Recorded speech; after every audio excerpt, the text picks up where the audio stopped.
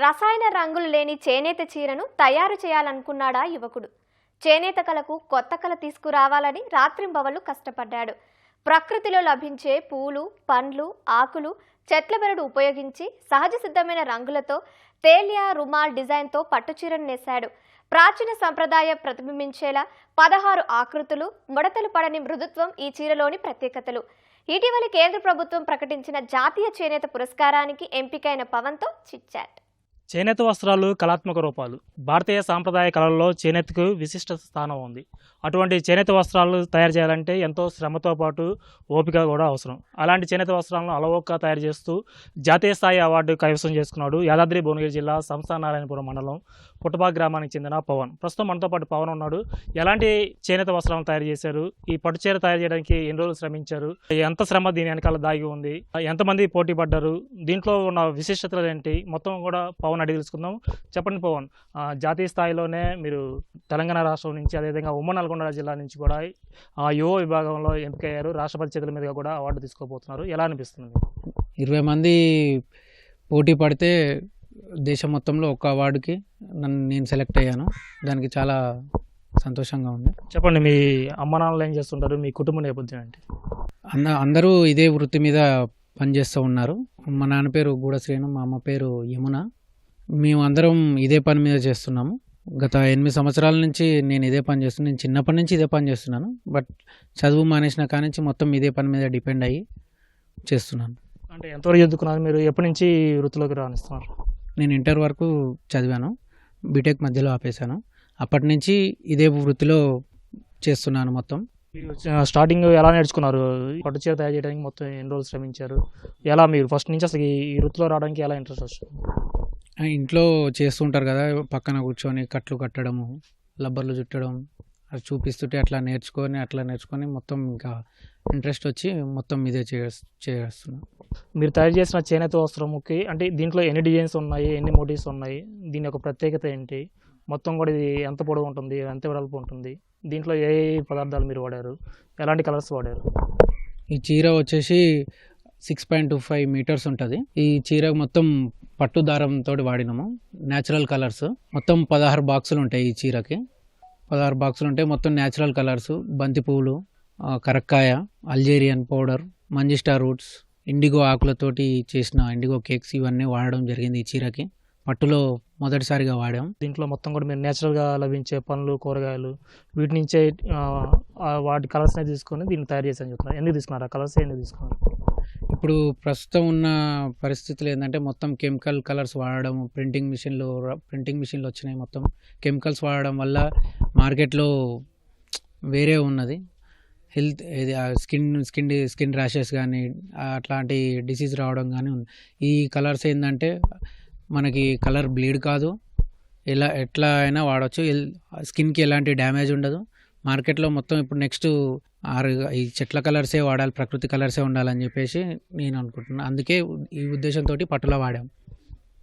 ఇప్పుడు ఈ చీర తయారీకి మీకు ఎన్ని రోజులు పట్టింది? ఈ చీర ప్రాసెసింగ్ మొత్తం మీకు ఎలా చేశారు? అంటే స్టార్టింగ్ నుంచి ఇప్పుడు వరకు చీర పూర్తయ్యే వరకు ఎన్ని రోజులు పట్టింది? అది ప్రాసెసింగ్ మొత్తం ఎలా ఉంటుంది?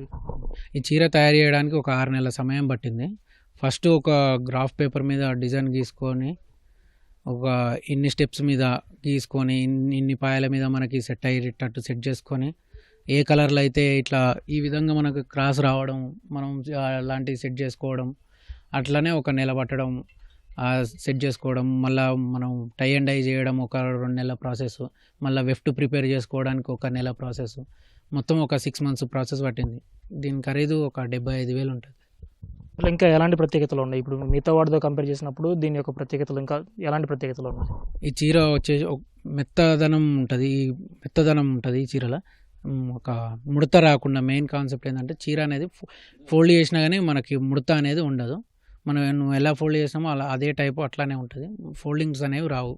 ఎంత కట్టుకున్న కలర్ బ్లీడ్ కాదు. గతంలో ఇంకేమైనా మీకు ఏమైనా అవార్డులు పొందారా? ఇదే మొదటిసారి అవార్డు పొందటమా? తర్వాత ఎప్పుడు మీరు అప్లై చేశారు? ఇప్పుడు మీకు ఏ అవార్డు రాబోతుంది? ఇదే మొదటిసారి నాకు అవార్డు రావడం. నేను ఇదే ఫస్ట్ టైం నేను అప్లై చేసుకోవడం. జాతీయ అవార్డు వచ్చింది ఈ చీరకు గాను. మొత్తం నేషనల్ అవార్డుకి జోనల్ లెవెల్లో సెలెక్ట్ అయింది. 264 మంది సెలెక్ట్ అయ్యారు. యంగ్ వీవర్కి 20 మంది పోటీకి ఉన్నారు. ఆ మొత్తం 19 అవార్డులకి 264 మంది ఉన్నారు.